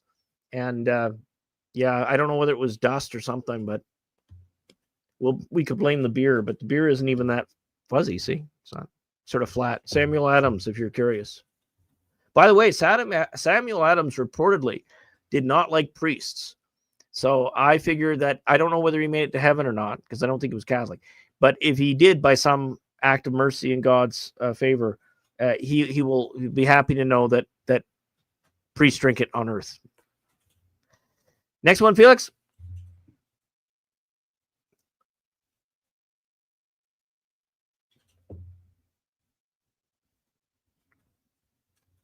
Yeah. So Bishop Haygood, is Father Calvin going over to the that big event in London in 2 weeks? Do you know? And you can just keep the comments until Bishop Haygood gets back to us there, Felix, because we're a little over time. So, but I'll keep Okay. on there. All right, and Father Hagen says, in old eras and new labels, Sheen starts out with the fact that we have lost the ability to debate without emotion. Yeah, yeah, it's true. Yeah, that's or, very or true. people get offended, right? Like they think, like for example, when I mentioned about to my Sadie friends that some of the groups have an ecclesiology that's a work in progress, they think it's me thinking I'm better than them or I'm condemning them. No. I'm just saying we all have stuff we got to work on, and it's just like the problem is when people say, well, my group's perfect and my group, no, none of our groups are perfect. I mean, jeepers, I can't even get my website updated. It's my fault, by the way. It's not my webmaster, it's me. I'm like squirrel, I got all the stuff to do, but anyway. Yeah, right. Yes, oh wait, did I absolutely. answer? Oh yeah, I did. Okay. Yeah. Bricklaying is definitely, yeah, right. Lee says, what does SSPX mean? Right, it stands for the Society of St. Pius X, SSPX, and it's a traditional group that is juridic, has a juridic relationship. By juridic, I mean it has like a command and control and church law relationship with the Novus Ordo, with Leo. And it's one of these funny ones because the people that don't like them that are Novus Ordo say that they're schismatic, and the people that do like them say, oh no, they're fully accepted. And it's an example of something that, I mean, that shouldn't be in debate. Like it has nothing to do with your theology, whether their status should be in debate. So basically, like if they do marriages and stuff, they file it with the local diocese. They pray for the local bishop in their mass. They pray for the Pope in the mass. So, in many respects, they, and as I say, the big issue is that they're kind of trying to have it both ways. Like I get it. If I was in their spot, I'd probably do the same. But I'd have such a hard time mentioning the local bishop if he's basically prancing in the tulips on Tuesday, and then and I know the Donatist arguments and all. I've heard it all, right? Like it's so funny. Every once in a while, someone comes up with this clever theological, I'm going to put Mikkel in his place, and it's like I'm like, dude, I've been 8 years in seminary and 30 years of this is my passion. It's like I've heard all the arguments before, right? It's not like I haven't considered it. It's not like, oh, if some really smart guy talks to Mikkel, he'll finally come my way. Stop. I'm not saying I'm unconvincible, but I'm pretty well at the point now that God himself is just going to have to fix it, right? Because it's just, yeah. I can't. I'm convincible on flat Earth at this point. I guess I'm not there. Just be clear. But yeah, hey, you can convince me. So Bishop Haygood has an interesting point there. I don't know whether let me read it for the algorithm, but we can read it on the screen. I would say. Okay. I would say that, it's funny. I asked, so I was telling St. Anthony there that, that a lot of my priest friends are Novus Ordo, and I said what the definition of Catholic was in my view, and that I wanted to see a census of bishops. And every Novus Ordo priest friend that I have rapport with, I ask at a certain point, I said, so how many out of 5,600 valid bishops, how many on earth do you think hold that definition, right? And I'm always fascinated by the answer. Now, here's how to frame it. If the stats are the same as in the time of St. John Fisher, we should expect around 400. And my personal guess is 70. Now, I don't know 70, but I could probably list 20. And a lot of them are Sedes, right? But there's one or two Novus Ordo guys that I would definitely include there. I think Athanasius Snyder, Rene Gracida, right, as example of Novus Ordo guys that I know to be, and there's others. I'm not trying to exclude anybody with that, but anyway. But I asked my priest friends, how many do you think? And I'm expecting them to come up with something like 500 or 400 or whatever. They all say the same thing. They're all under 50, and the last guy said 20, and I said, are you kidding me? My guess is 70. I said, you guys in the Novus Ordo have actually less faith in the episcopacy than I do, like as far as the global fidelity. So I mean, that alone tells you where the church is at, right? So I mean, it's a real problem, and it doesn't go away by us ignoring it. So I don't know. I mean, I know this scandalizes some people, but it's I don't know what to tell you. We got to be, if we're the religion of truth, we got to be truthful, right? Yeah, I mean, 100%. You can't tell them the truth, you'll scandalize them. No, No. sunlight burns off all the crap, right? So anyway, Yeah, right. All right. So, Father Hagen says the Anglican Missal is a fair compromise if they use the Roman canon. you're referring to the old guys who don't want to learn Latin. Yeah, I don't. Again, I'm not a literate. I'll tell you what I generally accept, and I think Father Cicada would definitely agree. And the offertory prayers and the Novus Ordo are problematic, and I think it's likely the Anglican Missal might have avoided that. My understanding is they actually use the traditional Latin prayers, but in English. But I'm not a liturgist, and I don't know that. Right. Let me see. The older priests can say mass for the poor souls in purgatory. So this is sort of an inside joke. So we're trying to get, we actually are full up in a lot of mass stipend slots. So so Lee's been after wanting to get a bunch of masses said. So yes, we will definitely work on that for Lee. Yeah.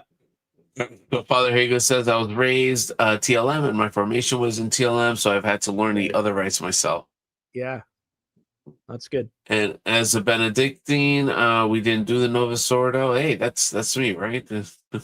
I learned the TLM and then the Divine Liturgy of St. John Chrysostom.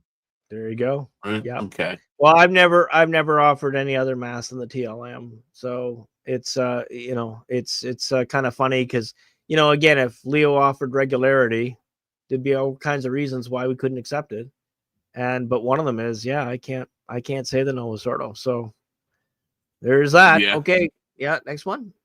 All right, and we're on our last three here. So I believe he's staying home for a while. He'll probably go home for Christmas. Okay, well, he probably should stay clear of that thing anyway because it could get pretty nasty. Yeah, he's referring to Father Calvin.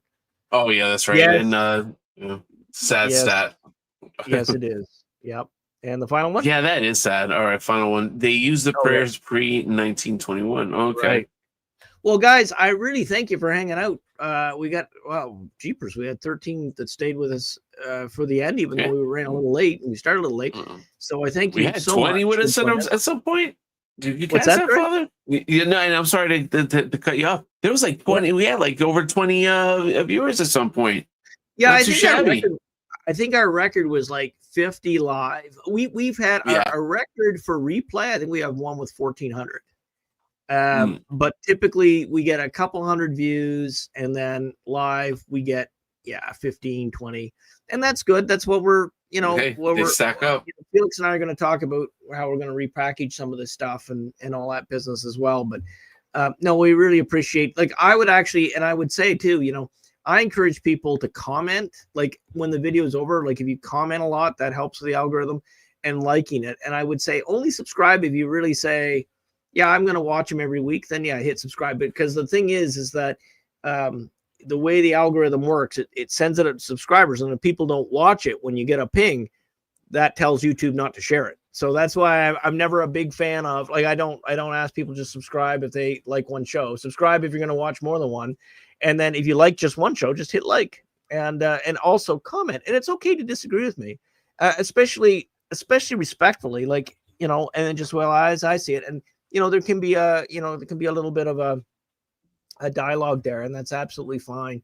And, respectful disagreement. I mean, if we're all trying to follow what God wants, right, then we should be able to listen in humility with one another and just sort of make our case, right? I would be horrified if I was doing anything that displeased God. And I'm sure that that's the case for anybody who lasted this long into this show. You're the same way.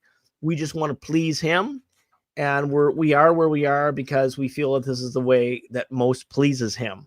And there's no reason to hate one another, for a difference of opinion on that front. So hey, you know what that deserves. There you go. There you go. On that note, in the name of the Father, of the Son, of the Holy Ghost, amen. God, our Father, creator of all things, we praise and thank you for your gifts, especially your gift of truth, your gift of the faith. Help us reach out to those who are unbelievers and teach them in a manner that you would be proud of. to the truths of the holy faith. Always incline our hearts to your divine and holy will. And may Almighty God bless us, Father, Son, Holy Ghost. Amen. And God bless Amen. and protect each of you. See Take you next care, week. everybody. God bless. Bye.